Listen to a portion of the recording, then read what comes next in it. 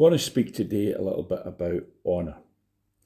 Honour is such a vital subject when it comes to kingdom protocols.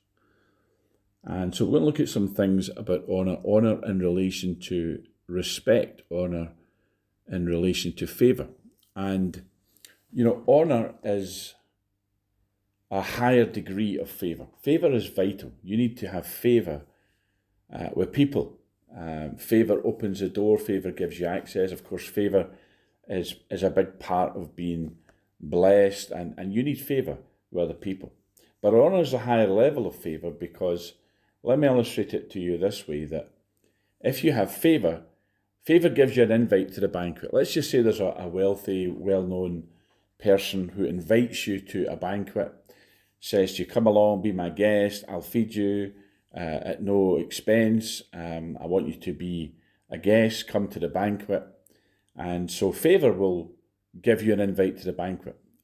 But honour is a higher dimension of favour because whilst favour will give you an invite to the banquet, the difference between honour and favour is that honour is where that same person who invites you to come for a meal, to come to the banquet, who wants to bless you with that same person, a higher degree of favour is when that person says to you, and you will sit at the top table, you will sit with me, you will be a VIP guest.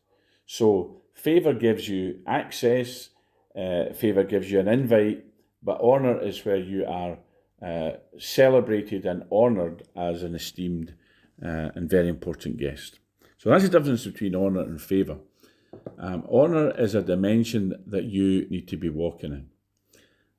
It's just such an amazing thing to experience is when people honour you. And you ought to expect that. And as I said, it's a higher degree of favour. Favour's wonderful. Favour gets you in the door, but honour gets you in with the elite at the top table type thing. Okay, now that's the difference in a sense between honour and favour. It's just a higher degree of favour. Now, I want to speak a little bit about honour and respect because some people conflate the two and it's not the same thing. And let me explain why. There are people that you cannot respect. Respect is earned. Respect is something that has to be earned. Now, you might not like someone, but you respect their achievements. You respect their position. You respect what they've obtained or attained. And, you respect their skill, their ability, and so on. So you might not like the person, but you respect what they've managed to accomplish.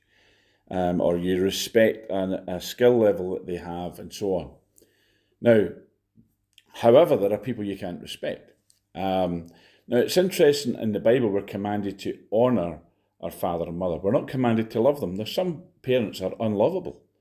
If they're abusive and horrible, then you can't love that. And you can't respect that. Because, as I said, respect is something that has to be earned.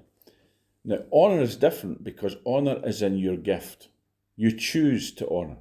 Sometimes you can't even choose to respect because somebody is so outstanding, perhaps, in one particular area that you just even grudgingly respect what it is that they carry or what it is that they stand for or what it is that they've accomplished.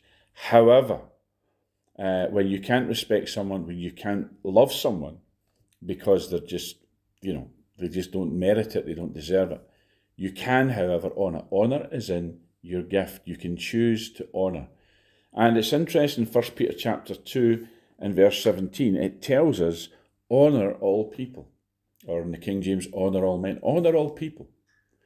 We're supposed to honour people. We're supposed to honour all people. You see, honour gives you access. When you honour people, it gives you a platform. It gives you an access to that person and it gives you an ability to influence them. When you honour someone, you're literally opening the door to being able to influence them. When you close off honour, when you show dishonour, or when you refuse to honour, you don't have the ability to access or influence or in any way impact upon that person other than negatively. Dishonour disqualifies.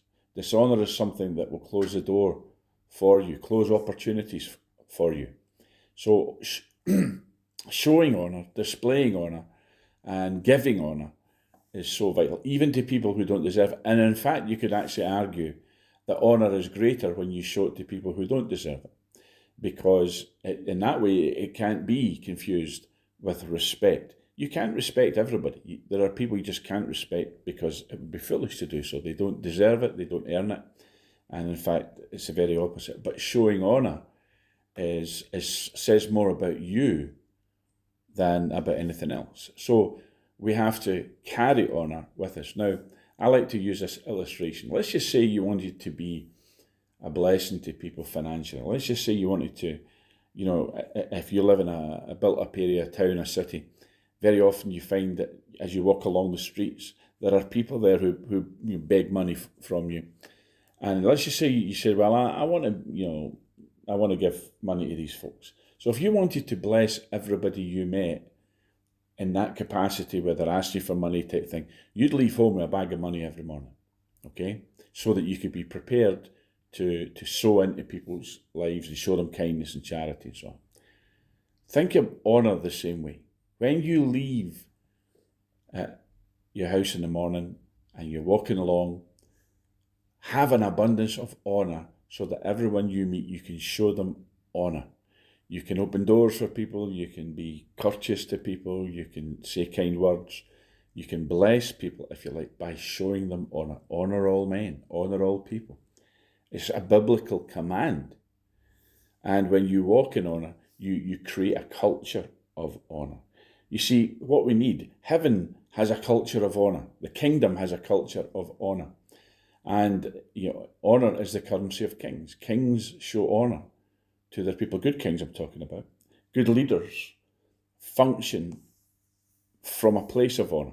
Now, if you want to create a culture of honour, if you want to live in a world where there's a culture of honour, which is a kingdom culture, following kingdom protocols, then you have to carry honour, you have to embody honour, you have to be the one that shows honour, you have to carry it in yourself, and you have to give it out, if you like, pay it forward, all these things. You have to show honour wherever you go in order to create an atmosphere or a culture of honour. Honour is a vital thing between human beings, showing people honour, honouring people's rank and title and office and position, but also just honouring them as human beings, honouring them as people made in God's image, but honouring them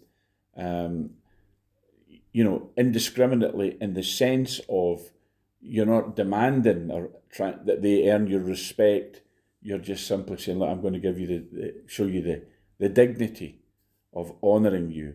And that's so vital to have that. Leaders must have that. That gives you very much, it takes you into a whole different paradigm. A lot of people that lead, they don't understand honour, but good leaders, authentic leaders, understand the absolute vital importance of walking in honour, of functioning from a place of honour. You have to come from a place of honour to create a culture of honour, to create an environment, an atmosphere around you that there's ever increasing, if you like, circles, so that there's a culture of honour. We've lost a lot of that in the 21st century society, and when society loses its sense, innate value of honour, then that drags things down. So be a person of honour.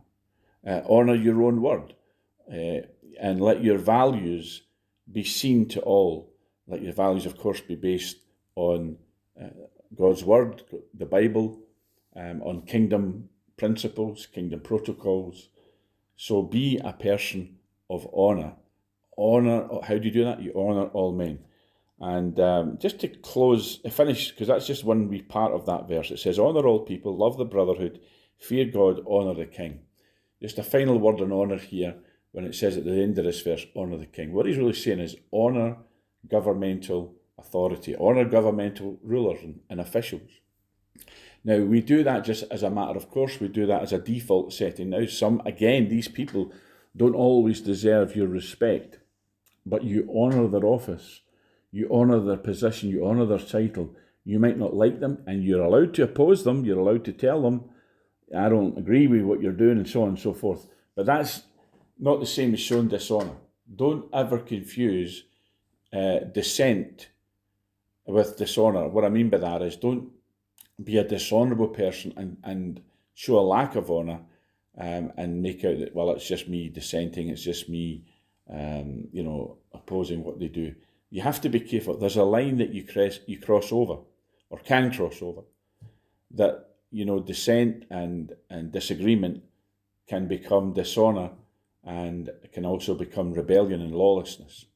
And you cannot be a person of honour and be lawless or have lawlessness about you.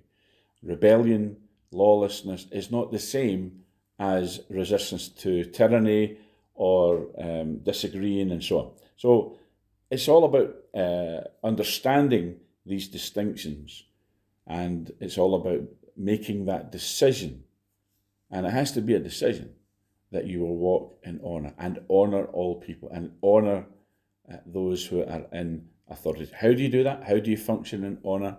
Well, we'll look at that in our next message here, because it's so important. How do you show honour? If you say, well, honour all people, how do I do that? We'll look at that next time. Until then, God bless, and speak to you again.